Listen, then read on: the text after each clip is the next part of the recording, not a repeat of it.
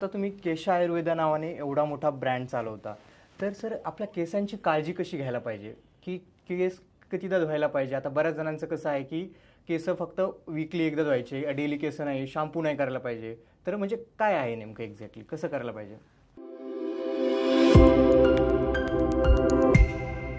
खूप छान प्रश्न आहे. मुळात त्याची सुरुवातच होते की आपण तेल किती लावतोय आणि कधी लावतोय. आयुर्वेदामध्ये असं सांगितलेलं आहे की शिरः श्रवण पादेषु तम विशेषेण शीलयेत. अर्थात आपण आपल्या केसांना रोज 4-4 थेंब तरी कमीत कमी तेल पण रोज लावलं पाहिजे. आता बायका कधी तेल लावतात? संडेला, सुट्टी असेल तेव्हा. मग आता माझा प्रश्न आहे की तेल लावणं हे दिनचर्येत आलंय का संडेचर्येत आलंय?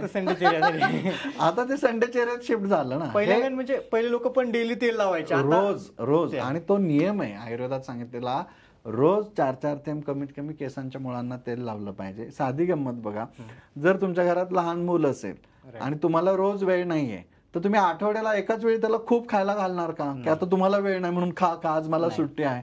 आता सेम तसं होतंय. आपल्याकडचा महिला वर्ग रविवारी सुट्टी असते म्हणून शनिवारी रात्री किंवा रविवारी सकाळी भरभरून डोक्याला तेल लावतो आणि मग त्याच्यानंतर त्यांना आता केस धुवायचे नसतात, तेल धुवायचं असतं. म्हणून जे काम एका शॅम्पूच्या पिढीत होणार आहे त्याच्यासाठी 2 शॅम्पूच्या पुडी वापरल्या जातात. बरोबर. त्याच्यामुळे जास्त फेस होतो. बरं, त्यांना असं वाटतं टीव्ही मध्ये बघून, जाहिरातीमध्ये बघून की भरभरून फेस डोक्यावरती झाला म्हणजे केस खूप स्वच्छ निघाले. गंमत माहितीये का तुम्हाला? जेवढा जास्त फेस तेवढे कमी केस. म्हणजे जास्त हो, इन्व्हर्सली प्रोपोर्शनल आहे ना. फेस आला म्हणजे वात वाढला. वात आणि आयुर्वेदामध्ये अस्थिचा आश्रयाशीर संबंध आहे. वात वाढला की अस्थिक्षय होतो आणि अस्थिपासून केस तयार झालेले.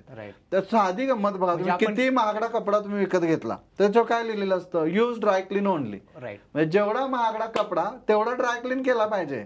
त्याला जेवढं तुम्ही सोडियम लॉरेल सल्फेट किंवा असे वेगवेगळे डिटर्जंट असणारे, पावडर असणारे, फेस आणणारे एजंट वापरून क्लीन करणार, तेवढा तो लवकर डॅमेज होणार आहे. आता मग जेवढा लवकर तो डॅमेज होणार तेवढे केस जास्त गळणार आहेत. 100%. म्हणजे आता तुम्ही बोलले की जसं की आता जास्त आपण शॅम्पू लावल्यानंतर की खूप महिलांना कसं असतं की जेवढा जास्त शॅम्पू लावू तेवढे केस माझे क्लीन होतील. पण सर शॅम्पू घेताना कोणत्या गोष्टी काळजी घ्यायला पाहिजे? कोणत्या असं शॅम्पू वापरायला पाहिजे? असं ब्रँड न घेता आपण कोणत्या गोष्टीकडे लक्ष द्यायला पाहिजे? साधारण कसं आहे की आता बघा, पूर्वी तुम्हाला माहिती आहे आयुर्वेदामध्ये सुश्रुत संहितेत शॅम्पूचं वर्णन आलेलं आहे. हो का? आपल्याला ते शॉकिंग वाटतं. शिकेकाई याच्यापूर्वी आपण वापरायचो, रिठा वापरायचो. म्हणजे रिठ्याची दळ आहे किंवा शिकेकाई आहे, या गोष्टी अत्यंत सुंदर आहेत. सुगंधी कचोरक आहे, या गोष्टींचा वापर करून आयुर्वेदामध्ये केश धावण विधी म्हणजे केस धुण्यासाठी आपण काय काय वापरलं पाहिजे याचं खूप सुंदर वर्णन आहे. तर त्या गोष्टींचा आपण केस धुण्यासाठी वापर केला पाहिजे. सगळ्यात महत्वाची गोष्ट म्हणजे. दुसरी गोष्ट म्हणजे आठवड्यातून महिलांनी कमीत कमी 2 ते 3 वेळा, पुरुषांनी रोज केस धुवायला काहीच हरकत नाहीये, तर ते केस धुतले गेले पाहिजेत.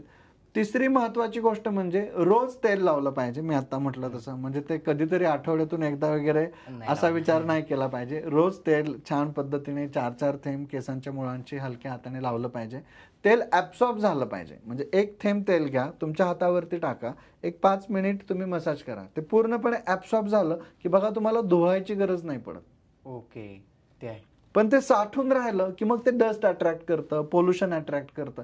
1 थेंब जरी जास्त झालं तर गावाकडे बघा, पूर्वी आपण एक कागदाला तेल लावायचो आणि ते अडकून ठेवायचो, म्हणजे त्याला सगळी चिलटी सगळे चिपक. तसंच होतं. आता जास्त तेल लावलं ना की सगळी धूळ अट्रॅक्ट होते, केसांवरती पडते, मग डॅन्ड्रफ वाढतो आणि म्हणून जास्त तेल पण हानिकारक आहे.